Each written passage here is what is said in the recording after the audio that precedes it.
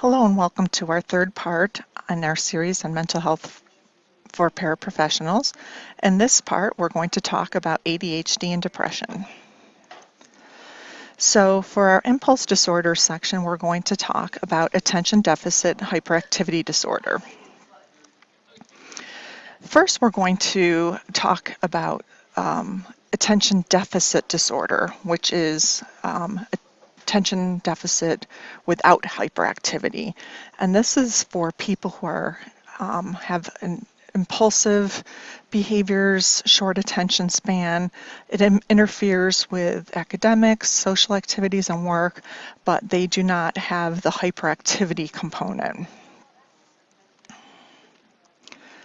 So for people with ADHD, attention deficit hyperactivity disorder, they have the same symptoms as those with ADD, but they also exhibit hyperactivity.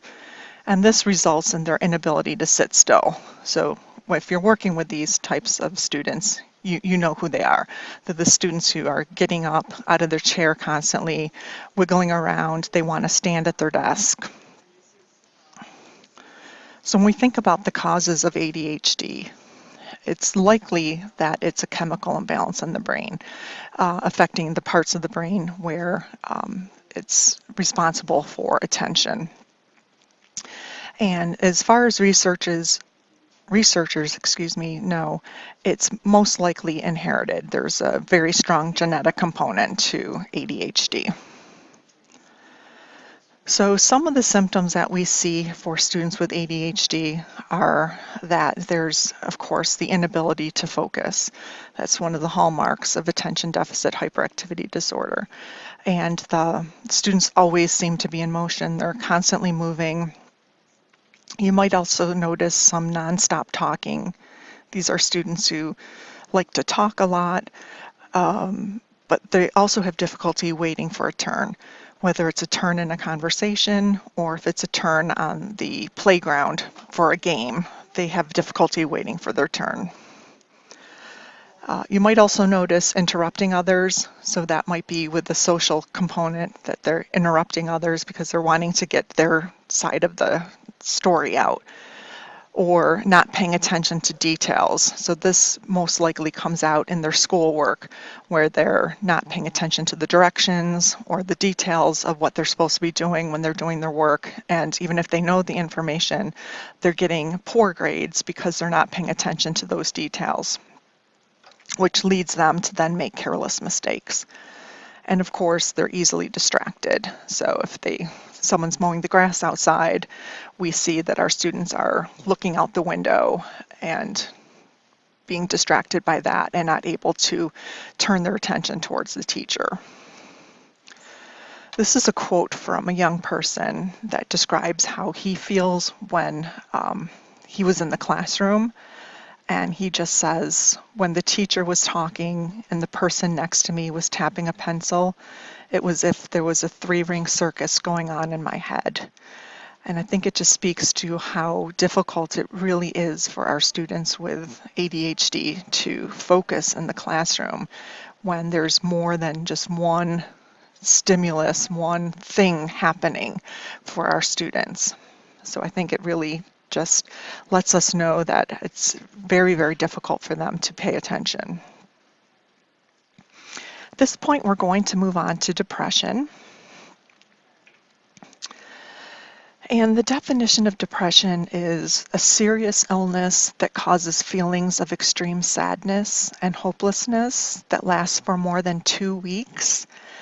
We all feel sad or hopeless at some time or another, but the key here is that it has to be continuous and it has to be more than 2 weeks. Some of the causes of depression that we know of, like ADHD, it's due to brain chemistry.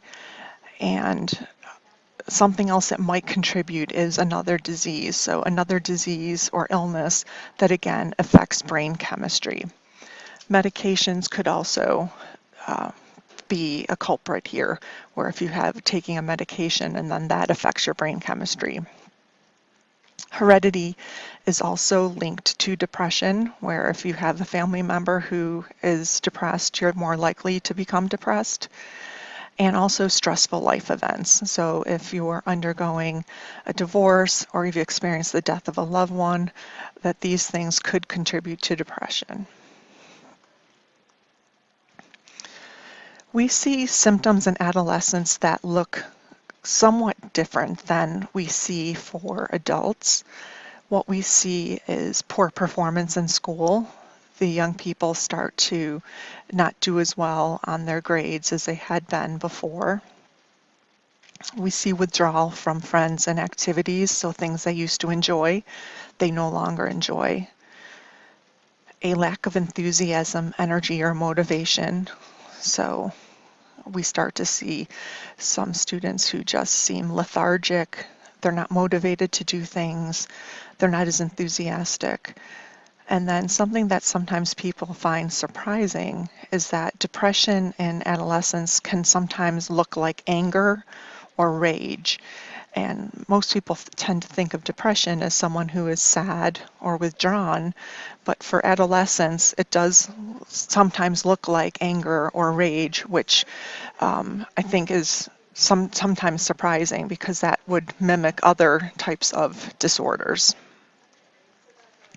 Continuing on, we also see symptoms of overreaction to criticism, where the young person might, if they receive feedback from a teacher that is somewhat negative, they're overreacting to that, or feeling unable to satisfy an ideal.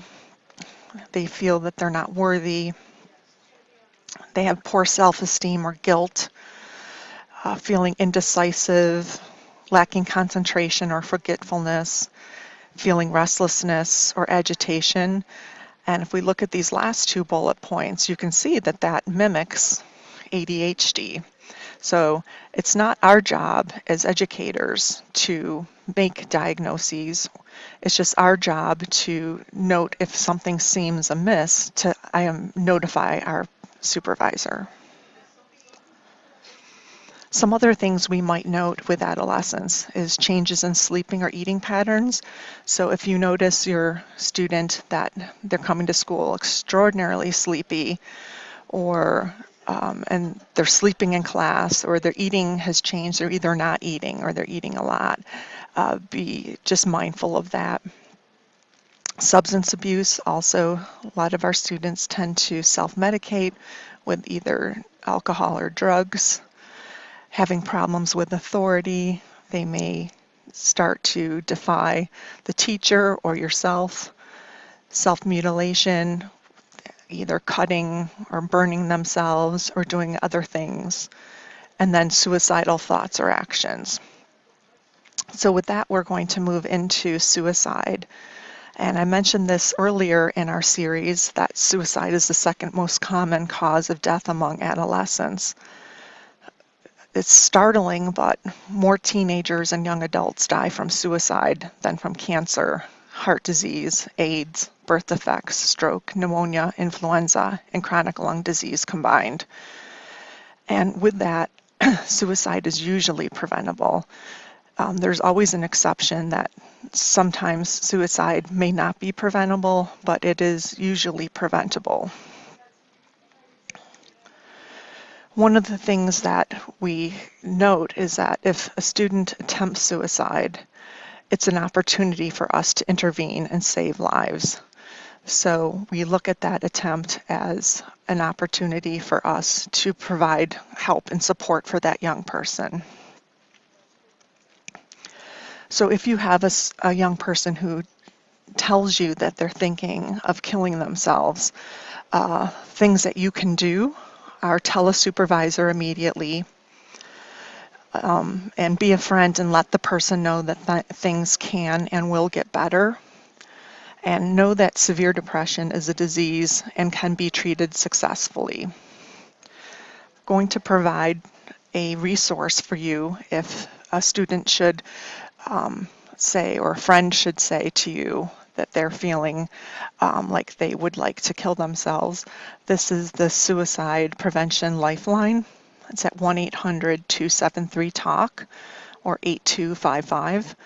A student can call this number and talk to someone anonymously about their feelings. There's also the website suicidepreventionlifeline.org that you can find resources on how to talk to a person who is feeling suicidal. And then just wanted to mention treatments for mental disorders. They fall into two groups, psychological and physical. Psychological are therapies such as individual therapy, family therapy, group therapy, so they're the talk therapies. And physical interventions are things like medication.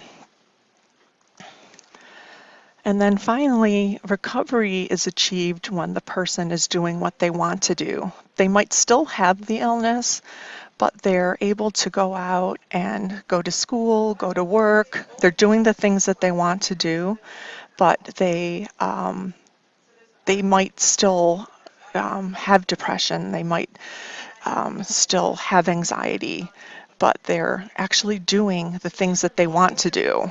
So they're able to go and join their sports club again and do the things that they were doing before. And we consider that recovery, and it's a great thing. So with that, I want to congratulate you for completing your third and final part of this course. I'm going to put on the screen here some resources for you, and you can look at these websites for more information if you would like. At this point, all you need to do is complete the third check for understanding. Once you do that, you will have completed everything you need to do. And that will then, once we receive that check for understanding, we will note that and you will receive your 1 credit hour. So congratulations and thanks for taking this journey with me, and have a great day.